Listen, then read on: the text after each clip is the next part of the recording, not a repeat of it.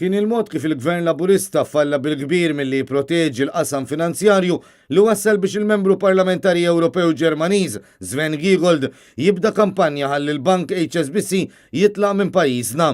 Dan qalitu l-kellima tal-Oppożizzjoni għas-Servizzi Finanzjarji Kristi De Bono wara li l-MP Ġermaniż sostna li l-Bank Internazzjonali għandu jieqaf jagħmel in-negozju f'pajjiżna. U qal li dan għandu jseħħ jekk il-Gvern Malti ma jieħux azzjonijiet konkreti biex jikkontrolla l-ħasil tal-flus. Min-naħa tagħha Kristi De Bono qalet li l-fatt li l-Gvern ma kienx kapaċi jipproteġi dan il-qasam daqstant importanti qed iżżid il-ħsara lil dan is-settur u lil kumpaniji serji li ilhom snin joperaw minn Malta. Jiena nemmen li l-Gvern falla bil-kbir milli jipproteġi Malta mir reputazzjoni ħażina li issa daħħalna fiha.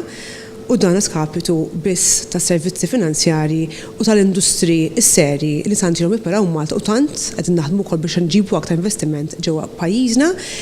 Però li nibdew xi tip ta' kampanja sabiex il-Bank HSBC jitlaq minn pajjiżna żgur mhuwiex the right way of doing things. Sven Giegold qal li lest iniedi kampanja ħarxa kontra l-preżenza tal-HSBC f'Malta u qal li diġà tkellem dwar dan mal-MFSA iżda skontu il-laqgħa kienet biss redikola.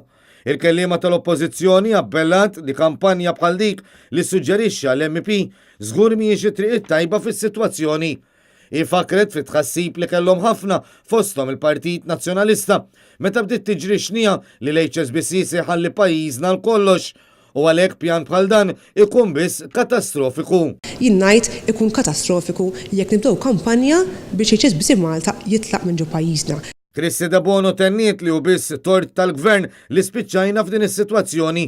Dan meta falla bil-kbir għax ħalla reputazzjoni ħażina tiddomina s-settur finanzjarju fil-waqt li ma ġielet bl-ebda mod il-pjaga tal-ħasil tal-flus.